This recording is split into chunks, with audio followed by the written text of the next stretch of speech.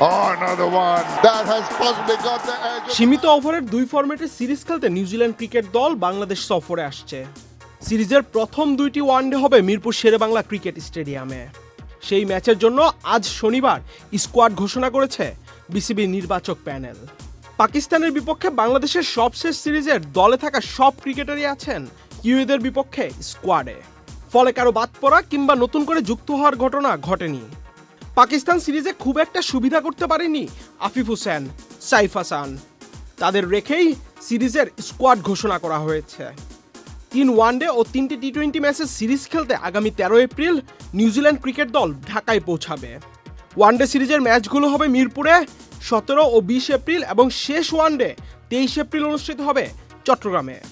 এরপর টি-20 সিরিজের প্রথম দুই ম্যাচ 27 ও 29 এপ্রিল হবে চট্টগ্রামে। শেষ ম্যাচ হবে মিরপুরে 2 মে। 200-র বেশি সার্ভিস ও ফিচারে লেনদেনের সব বিকাশ অ্যাপে সম্ভব।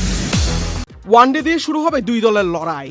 50 ওভারের ম্যাচগুলো বিকেল 3টার পরিবর্তে বিদ্যুৎ সাশ্রয়ের লক্ষ্যে নতুন সময় বেলা 11টায় চূড়ান্ত করা হয়েছে।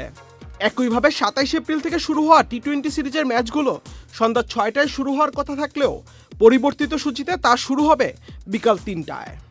প্রথম দুই ওয়ানডের জন্য ঘোষিত বাংলাদেশ স্কোয়াড: মেহেদী হাসান মিরাজ অধিনায়ক, সৌম্য সরকার, সাইফ হাসান, তানজিদ হাসান তামিম, নাজমুল হোসেন শান্ত, তাওহিদ হৃদয়, লিটন কুমার দাস, আফিফ হোসেন, মাহিদুল ইসলাম অঙ্কন, রিশাদ হোসেন, তানভীর ইসলাম, মুস্তাফিজুর রহমান, তাসকিন আহমেদ, শরীফুল ইসলাম ও Nahid Rana. Just like that. Ahmed Shafi, channel I. Got the thick outside edge, but it's